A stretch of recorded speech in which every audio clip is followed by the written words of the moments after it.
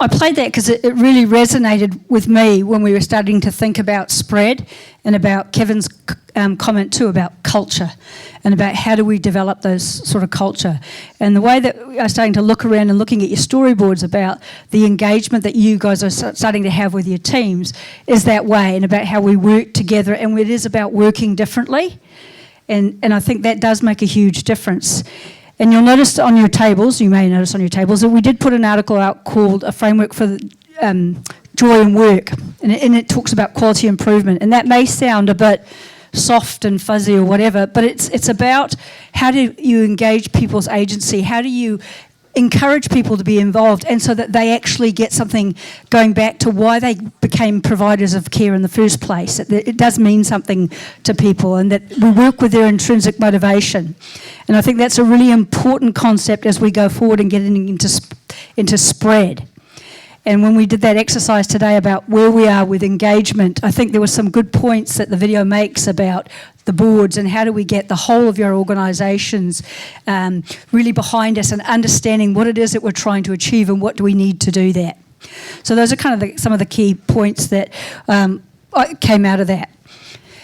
When we talk about kind of the work that we're doing today, and we started off this and we continue to learn as a team doing improvement work with you guys, and each collaborative and thing that the Commission does is we continue to learn things all the time as well, and that's why we have a learning bay.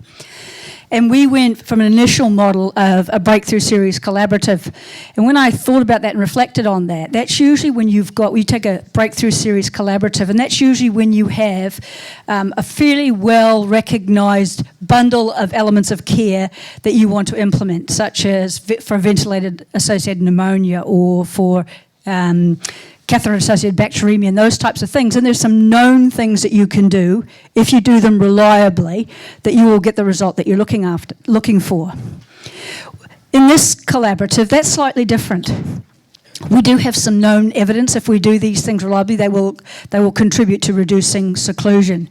But what we've also found out is that we're actually learning what are some different ways of tackling this. So it's a much more learning process. And when I thought about that, then I came across this, and it's actually there are different learning models or different methodologies, all using quality improvement science, around that. And I kind of see us in this sort of COIN or BTS adaptation, that we've actually used co-design and we're using a lot of different information, and we're still in that process to a degree of developing a suite of ideas that we will believe will make a difference to seclusion across the whole of the services and all the different populations that we see. So that's just giving you a bit of a background about where we've been in our thinking. So I've been having a look at your driver diagrams, and that's great, and that's what we want to see, that you all actually have a driver diagram and you've thought about your theory. And I've been looking at your PDSAs, and you can see that there's clear link to that, which is really important, around your linking of your change ideas to your theory. And I can also see, and what I was really glad to see, is that your driver diagrams are evolving. And they should be evolving. So we came and we started out with our initial thinking about what we thought we needed to do to make a change and to get to zero seclusion, or to get to reduced violence, or whatever your aim was. But as we go on, we continue to learn, and these should be evolving. And you like in your PDSAs, you will find certain drivers are not as important as you perhaps thought they were, or that other things have emerged.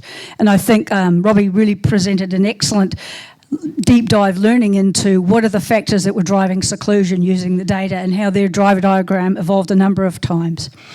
And sometimes you will see that actually you might get smaller projects that come out of there. So you have an overall zero seclusion project, but maybe the first thing that you're working on is reducing violence, and how you might nest that driver diagram, have sub-components of it that you've scoped a piece of work.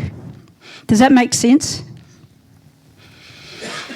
So that's an illustration of how you can nest them and pick that big picture.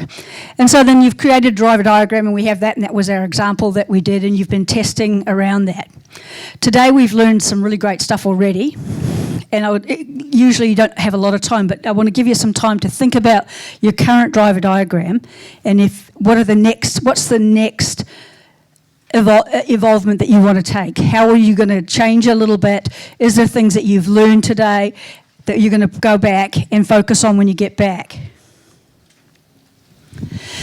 And that's a normal process when we go through collaboratives is around that. Towards the end of the collaborative, our theory will have changed to a degree, and it'll change over the next 12 months. But we want to get down to some key concepts from the overall 19 teams about what are the key concepts or the key primary drivers that we agree, and we're going to create a change package going forward in the future about these are key concepts. There will be difference about how they're applied, but these are key concepts that we will probably say, as 19DHBs, we think these are the 5 or 6 key concepts that you need to consider that every unit should be considering for getting towards zero seclusion.